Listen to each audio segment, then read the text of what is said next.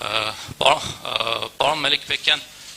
մի ֆուտբոլային բնույթի հարց, հետո մի քաղաքական ենթատեքստով հարց։ Անցյալ տարի կարծեմ նոյեմբեր-դեկտեմբերին Արմեն Նիկողոսյանը լրատվամիջոցներին հայտնել էր, որ քննարկում է Ռաուլին Հայաստանի մարզիչ, հավաքականի մարզիչ բերելու, հրավիրելու հարցը։ Նախ այսքան պարտությունից հետո հələ ձեր հրաժարականին կանդրադառնանք։ Այսքան պարտությունից հետո հավաքականի մարզչի փոփոխության հարց քննարկվել է թե ոչ, ու մեկ էլ ինչ եղավ Ռաուլին բերելու եք, չեք բերելու հույս կա թե ոչ, որ նորմալ մարզիչ կունենանք, եւ ձեր հրաժարականի մասով քաղաքական կոնտեքստում համեմատում են, ասում են պատերազմից հետո Նիկոլ Փաշինյանը հրաժարական չտվեց, դա էլ է մի կողմ, արդեն սովորել ենք։ Դուք ինչ հրաժարական չեք տալիս այսքան ամոթալի պարտություններից հետո։ Մեկ ուրիշը ձեր փոխարեն գուցե ամոթից հենց առաջին մի քանի պարտությունից հետո հրաժարական տար։ Ի վերջո ձեզ համար հաճելի է ամեն անգամ պարտություն կրել եւ ամեն անգամ օրինակ ֆան ակումբի տղաների կողմից այդքան այսպես կշտան բանկների ու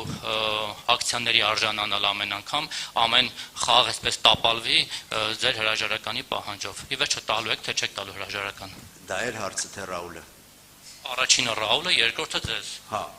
երկրորդը հրաժարականը։ Ռաուլի մասին պարոն Նիկողոսյանը կպատասխանի, որովհետև ես կարծում եմ դուք մի քիչ ուշադիր չեք հետևել Ռաուլի վերաբերել, բայց ինչ է, պարոն Նիկողոսյանը կանդրադառնա այդ հարցին։ Ես հրաժարականի մասին հայտարարություն տվել եմ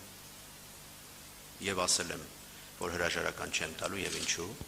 որովհետեւ ամոթալի պարտություններ եւ այլն։ Մենք նոր խոսում ենք շատ երկար ընդհանրապես ոլորտային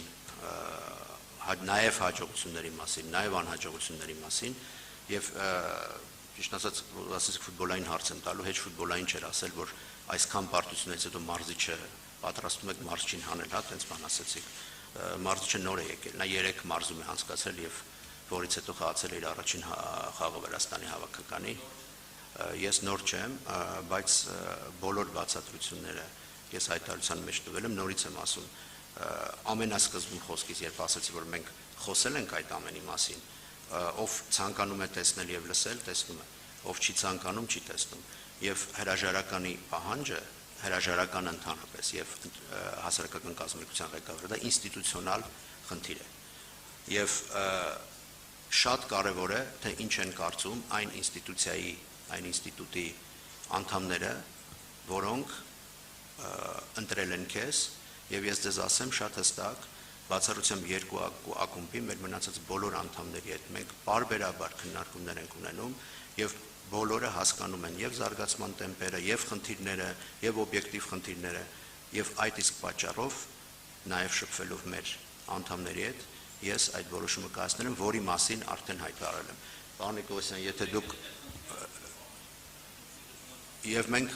եւ մենք լուծում ենք, որովհետեւ այսքան երբ որ ես խոսեցի եւ դուք նորից չեք տեսնում, այսինքն իհարկե կարելի է տեսնել միայն վատը եւ պետք կարելի է չցանկանալ տեսնել լավը, բայց դա արդեն յուրաքանչյուրի անձնական ընկալման հարց է։ Եվ եթե հիմա մենք տեղից դիալոգ չենք անում, այստեղ լիքը մարդ կա, ես բավական երկար խոսեցի։ Եվ պարոն Նիկողոսյան, եթե Ռաուլի հարցով պարզաբանեք։ Ռաուլի հարցով ես ուղղակի պիտի նա հարցնեմ, դուք վստահ եք ձեր հարցը ճիշտ եք տվել, թե չէ, դուք ինքներդ լսել եք ես ինչ եմ ասել Ռաուլի մասին։ Եվ ինչ եմ ասել ես։ Հարցը հնչել է տեխնացուների մասին եւ ես բառացիորեն ասել եմ, իսկ ինչի պիտի Ռաուլը չլինի տեխնացուների ցուցակում։ Ես դա կարող եմ հիմա էլ ասել, այո, Ռաուլը եղել է տեխնացուների ցուցակում, բայց որոշակի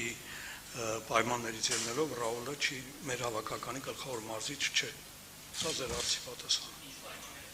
Դա արդեն ֆեդերացիայի եւ Ռաուլի գործերն են։ Տարատեսակ։ Դրանք բանակցային գործընթացի մաս են կազմում եւ ոչ միայն Ռաուլի մասն է խոսքը, այլ բազմաթիվ այլ մարզիչների, որոնց հետ ֆեդերացիան տարբեր տարիներ բանակցում է։ Այդ մասին մենք չենք խոսի։ Ինչպես խնդրում եմ հնարավորություն տանք մյուսներն էլ հարցեր տան, հա։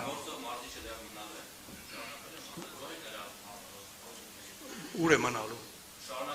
Իհարկե նա պայմանագիր ունի եւ իր աշխատանքը շարունակում է։ Ընդհանրապես